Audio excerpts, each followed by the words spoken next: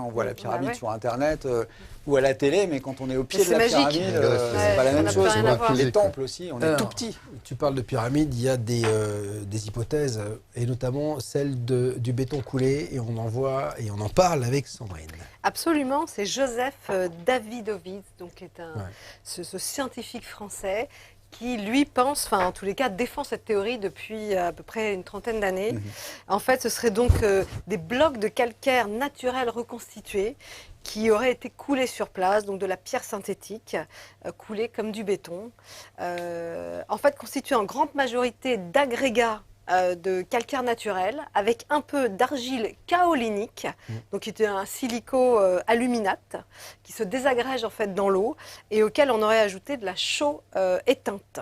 Voilà, donc c'est... Ce qui n'est pas con, hein, comme espèce de mortier, en fait. Ouais, c'est-à-dire qu'en fait, c'est la pierre reconstituée, le géopolymère, si tu veux. Et c'est... Alors, ce qui est intéressant avec Joseph et son fils, puisqu'ils travaillent ensemble aujourd'hui, parce que je les ai reçus, on va voir un extrait dans un instant, c'est que lui, c'est pareil, c'est-à-dire qu'en fait, il essaie de trouver des solutions, il s'est fait défoncer, défoncer. Et c'est ce qu'on verra comme extrait dans le truc, mais c'est absolument... Le géopolymère, pourquoi pas, en fait? Bien sûr.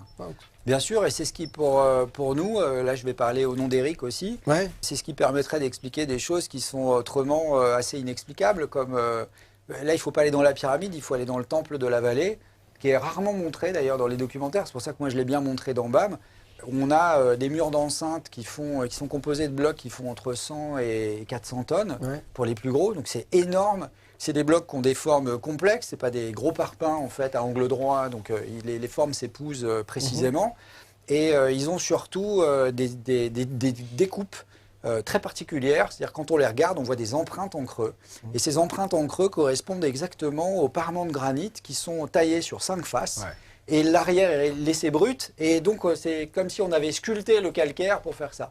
Et ce que dit Joseph là, c'est en fait, on aurait utilisé les blocs de parements de granit et on aurait fait un coffrage à l'intérieur, ce qui fait qu'on n'aurait pas transporté ces blocs, parce que il faut les transporter, il faut les tirer, il faut les soulever et les poser. Chaque bloc fait plus une tonne, c'est ça, chez Keops? Non. Keops, c'est 1,5 tonne en moyenne. Il y en a qui sont beaucoup plus lourds que ça. Il y en a qui font 4 tonnes. Chaque bloc de la pyramide? Chaque bloc de la pyramide, oui. Mais après, les blocs de granit, eux, c'est 70 tonnes pour les plus lourds. Et là, pour les murs de ce temple, on est entre 100 et 400 tonnes. Et ça, c'est l'intérieur. Et donc, on parlait d'ailleurs de démonstration de puissance. On met des blocs aussi gros pour montrer que c'est nous les plus forts, alors qu'en fait, c'était recouvert par des parements de granit, donc personne ne le voyait. Donc, c'est pas ça l'explication. D'ailleurs, les gens ne le savent pas. C'est-à-dire que souvent, quand ils voient les pyramides, ils pensent que c'était comme ça. Donc, c'est pour ça que ça fait un peu archaïque. Ils se disent, oh, bah, t'as vu, c'est pas terrible. Mais finalement, c'était la défense, quoi. C'est-à-dire qu'en fait, c'était lisse, c'était sublime. Imagine, quand même, il y a 2500 ans, quand t'arrivais et que t'es d'une puissance étrangère et que t'arrivais devant ce truc-là dans le désert, tu devais te dire, mais putain, mais c'est Stargate, quoi. C'est-à-dire, c'est des vaisseaux spatiaux qui étaient plantés dans le désert. En plus, avec le soleil, ça devait réfléchir la lumière. Ça devait être incroyable, quoi. Ça devait être incroyable. Nous, on a fait ça avec Versailles, avec les grands trucs. Eux, ils ont dû faire ça avec ça. Regarde la puissance que j'ai, quoi. C'est pour ça que c'est étonnant, si je fais faire une petite parenthèse, que dans la Bible, on ne parle pas des pyramides. L'Égypte est mentionnée 600 fois. Il n'y a pas une seule mention sur les pyramides. Donc ça veut dire que l'histoire de la Bible, est-ce qu'elle s'est vraiment déroulée en Égypte? C'est ça la question qu'on peut se poser. Et en ce moment, il y a des gens qui déroulent, parce que la pelote, elle est déroulée par tous les côtés. Voilà. Et il y a des gens qui sont là-dedans en disant... il y a un truc qui ne va pas là. Il y a un truc qui ne va pas. Parce qu'on est très conditionné sur l'histoire égyptienne par la Bible. Maintenant, être allé en Égypte sans avoir vu de pyramide, bizarre. C'est bizarre. C'est quand même le pays des pyramides. Sandrine? Oui, en fait, il y a une analyse qui a été menée donc, par radiographie et aussi à l'aide d'une torche plasma qui montre que certains constituants de ces pierres donc, ont laissé des traces d'une réaction chimique très rapide et qu'il n'aurait pas été permis qu'il n'aurait pas permis une cristallisation naturelle. Et en fait, cette réaction ne s'explique pas si les pierres ont été taillées, mais en revanche, ça peut s'expliquer. Si elles ont été reconstituées. Exactement. Mais vous allez voir, ce qui est intéressant, c'est ce que dit Joseph là, c'est que sur la remise en question. Vous allez voir ce qu'il dit, parce que ça démontre tout. C'est sur BTLV, regardez. Les égyptologues ne sont pas des scientifiques. Quand on parle que de la communauté scientifique, c'est la communauté scientifique. Bien sûr. Celle de ceux qui travaillent les matériaux, et essentiellement ceux qui travaillent la science des matériaux. C'est-à-dire que toutes les analyses que l'on fait, tout ce qui est publié par mes collègues, correspondent à des études très sérieuses et qui sont justement rejetées par l'égyptologie officielle. Je vous signale que le mandarin Zahi Hawass, qui a régné sur l'égyptologie et qui règne encore maintenant, a fait écrire dans le New York Times que les scientifiques étaient des idiots, après avoir fait des expérimentations et des publications. Quand on voit ça, il est bien évident que les égyptologues qui sont aux ordres de l'administration égyptienne, afin de pouvoir continuer leurs études sur place, eh bien, ne peuvent pas. Oui, mais quand vous dites qu'ils continuent leurs études, Joseph, c'est-à-dire qu'aujourd'hui, vous dites que finalement, le fait que cette égyptologie classique ne veuille pas accepter que la fabrication et la reconstitution des pierres, comme vous le faites, leur permet de continuer à travailler, en fait, c'est ça? Absolument. Ah, c'est ça. Ça, c'est sûr. Ouais. Et c'est même certain. Donc c'est leur bout de gras, en fait. Ils défendent leur précarité. Absolument. C'est ça. Sinon, ils sont désignés comme ne pouvant pas faire partie du sérail et ils ne seront pas acceptés. C'est assez incroyable parce que ce que le dit Joseph, c'est qu'en fait, ils se sont octroyés un petit bout de terrain et ils veulent pas qu'on bouge leurs frontières, quoi. C'est ça qui est fou. Donc ça va jamais avancer finalement parce que si parce qu'ils vont mourir un jour ou l'autre. Moi j'ai beaucoup de respect pour moi j'ai adoré Joseph. cette émission. J'avais fait dans la révélation des pyramides au départ c'était 3 fois 52 minutes parce que c'était pour la télé, c'était pas pour le cinéma. Et ensuite les vendeurs, j'ai déjà raconté l'histoire, on est passé à 2 fois 52. Et il y avait un 52 minutes qui était consacré au comment. C'est-à-dire toutes les hypothèses. Et j'avais même interrogé Jean-Pierre Houdin qu'on a reçu ici aussi. Hein. Voilà. Avec sa rampe, et donc il y avait une énorme partie avec Joseph Davidovits, c'est sur son hypothèse du géopolymère. Donc moi j'avais amené Éric Gontier là-bas, il me semble l'avoir déjà raconté ici. Éric arrive à l'entrée, il y a un gros bloc, il dit oh là là, du calcaire lutétien, avec les yeux qui pétillent, parce que c'est un géologue, un bloc de pierre le fait triper. Et chacun son truc. Voilà, et là il lui dit oh là là, superbe calcaire lutétien, et je vois Davidovits avec un sourire jusque-là, il dit oh là, des numulites et tout, et il dit non mon cher, c'est moi qui l'ai fait. Et là, je vois Gontier qui se décompose, comment ça, mais il y a des numulites, il y a ça, il dit ah mais moi je vous fais ce que vous voulez. Et là, discussion passionnée que je vais mettre d'ailleurs sur le... Alors j'ai une interview d'une discussion entre les deux, je vais la mettre sur le streaming, le pack qu'on a là, parce que je l'ai ressorti. Et j'ai vu Joseph Davidovits se faire huer dans un colloque en 2006 que j'ai filmé et que la direction du palais de la découverte m'a demandé, alors qu'ils avaient signé les autorisations, ils m'ont demandé de ne pas le diffuser. Parce que c'était une honte, c'était honteux. C'est là qu'on a rencontré Jean-Pierre Adam. Et c'est parce qu'il s'est permis d'humilier des tas de gens que... Moi, je ne l'ai pas voulu l'humilier dans la révélation des pyramides. Il n'est pas humilié, il est simplement présenté. Il fait les réponses classiques en contraste avec tous les autres. Et Jean-Pierre Adam avait dit, mais le professeur, pour montrer sur quoi porter, il vient expliquer le géopolymère, il le démontre. Et il dit... Joseph Davidovits parle de ses collègues égyptologues alors qu'il n'est pas lui-même égyptologue parce que en fait le professeur Davidovits a fait ses études aux États-Unis et pas en France, donc c'est pas reconnu, c'est un peu comme les trucs de plongée, voilà. Et derrière il vient le ridiculiser parce que c'est ça en fait, c'est un pyramidio, c'est complètement débile et tout, alors que ce qu'il présente avec le géopolymère c'est simple.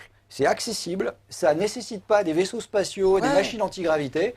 Il faut juste des bassins et tout. Et même ça, pour montrer à quel point c'est figé, même ça, on ne veut pas y aller.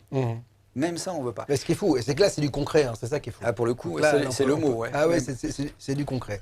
Donc, c'est flippant. Et il y a aussi, dans l'égyptologie, tu parlais d'erreurs. D'abord, toute la science, tous les scientifiques font des erreurs. Et dans l'égyptologie, on a quand même affirmé pendant longtemps que la Grande Pyramide, c'était une construction empirique qui avait été faite par des esclaves. Ensuite, on a dit, ah bah non, c'est fait par des paysans, donc c'est pendant les crues du Nil, 3 mois par an, ils viennent, et ils construisent, donc ça équivaut à 7 ans en fait, c'est même plus 20 ans, c'est 7 ans. C'est des saisons comme au ski. Ah non, mais les types, allez les gars, puisque vous n'allez pas bosser pendant 3 mois, on va faire la Grande Pyramide, ok, tout le monde est chaud. Et ils arrivent, et déjà, ça ne tient pas la route. Maintenant, on est revenu, on sait très bien qu'il y a eu des plans, on sait bien que ce n'est pas des esclaves, c'est des ouvriers, c'est plus des tombeaux, c'est les cénotaphes, ou en tout cas, c'est entre les deux. Moi, ce qui m'intéresse, c'est les pyramides des premières dynasties, les autres en briques, je m'en fiche. D'ailleurs, bonjour le progrès, quoi. On démarre avec des blocs de 1,5 tonne en calcaire, on finit à la brique de terre crue, des trucs qui sont écroulés aujourd'hui. Enfin, C'est juste du bon sens. Et là-dedans, l'égyptologie a fait des erreurs, donc elle devrait être disqualifiée, elle aussi. Moi, j'en fais des erreurs, et j'en ferai d'autres, et je vais essayer d'en faire le moins possible. Le chercheur, quand même, quand il cherche, déjà, il ne trouve pas tout le temps. Donc voilà. Et son boulot, c'est une suite d'erreurs, jusqu'à ce qu'il trouve la moins mauvaise de ces erreurs. Parce que, je rappelle encore, et j'en reviens encore à Luminet, quand on est dans l'astrophysique, c'est-à-dire que les mecs, des équations qui ne sont pas finies depuis 30 ans, il y en a plein. Donc en fait, ils cherchent, et donc c'est une suite d'erreurs jusqu'à ce qu'ils arrivent à trouver la bonne. Justement, les réseaux sociaux, ça donne quoi? Oui, toujours beaucoup de discussions.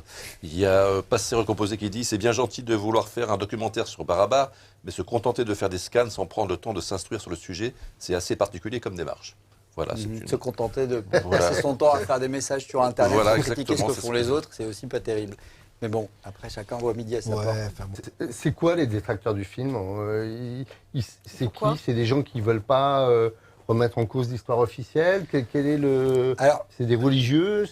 Non, curieusement, ce n'est pas les religieux. Je pensais que les religieux allaient nous tomber dessus parce que justement, on disait que le monde n'avait pas 6000 ans. Enfin, j'exagère, quoi. Mais, et en fait, pas du tout. Les religieux nous ont laissés tranquilles. Non, c'est des gens... Alors, j'ai ma part de responsabilité là-dedans parce que la révélation des pyramides était quand même un peu rentre-dedans, sensationnelle. Et il mettait un fort contraste sur ce que disait l'égyptologie ou l'archéologie et ce qu'on voyait sur le terrain. Donc ça n'a pas plu. Parce que moi, je ne suis pas un archéologue. Bon, même si j'avais été un archéologue, ma démarche n'aurait pas plu non plus. Mais ça, c'est quelqu'un qui vient du monde du clip, de la pub et tout ça, qui vient remettre en question. Et de cette manière-là, ça dérange. Ensuite, on a pris ça comme étant un film anti-science, alors que pas du tout. Mais bon, on a dit ça. Et aujourd'hui, dès qu'on remet... Alors, c'est beaucoup plus marqué dans l'égyptologie que dans l'archéologie, mais dès qu'on critique les thèses de l'égyptologie, on est tout de suite un pyramidio, ce genre de personne. Voilà. Il n'y a pas de discussion possible. Et là, il y a des gens qui sont outrés. Alors, j'ai des universitaires qui ont beaucoup de temps sur les réseaux sociaux la journée, d'ailleurs, je trouve. C'est cool parce qu'ils sont payés par l'État. Je peux quand même balancer, parce que moi, je ne suis pas payé par l'État. Je finance avec les spectateurs et avec notre manière de faire, les livres, c'est des produits de support, ça nous aide. C'est pour ça qu'on fait aussi ces produits-là. Et donc, c'est des gens qui viennent pour dire non, on n'a pas le droit de dire ça. C'est des querelles de légitimité, en fait. Oui, il y a des castes du savoir. Oui, mais on a les mêmes, hein, tu connais. On s'y confronte tous les jours. Donc, voilà. Puis c'est des gens qui n'aiment pas trop qu'on vienne bousculer leur certitude. Remettre en question leur certitude. En fait, moi, tous les scientifiques et les vrais scientifiques que j'ai rencontrés nous le disent, en fait, on n'en sait rien. Autant sur l'origine, on n'en sait rien. Donc voilà, les scientifiques n'ont pas de certitude, à part pour des choses qui sont de l'ordre des sciences dures. La gravité à tel endroit, voilà, tu peux la mesurer. C'est ce qu'on utilise avec le rugosimètre, qui est ce petit appareil pour mesurer la rugosité des surfaces. Le scan 3D, voilà, ça c'est des choses qui sont indiscutables. La gravité versus Newton et la gravité versus Einstein, c'est pas la même. Donc tu vois, voilà, on voit que ça allait plus loin, que tout était relatif. Donc voilà, comme le disait le grand Albert. Le problème dans les universités d'archéologie, et d'autres d'ailleurs en médecine aussi, c'est qu'on leur apprend ce qu'il faudrait qu'on sache, que les étudiants sachent. Il ne faut pas sortir du cadre. Et dès que ça devient un petit peu croustillant, un petit peu différent, un petit peu peut-être ésotérique, on leur dit non, là on n'en parle pas, c'est chasse gardée, quoi. Alors évidemment, quand tu sors un film comme ça... Non, mais ce qui est bizarre, c'est quand tu apportes des données objectives, c'est-à-dire comme tu le fais, des mesures, des scans ou des choses comme ça, normalement... c'est remis en question tout le temps. Même la donnée la plus... Je regardais... Ça devrait quand même susciter au moins la curiosité.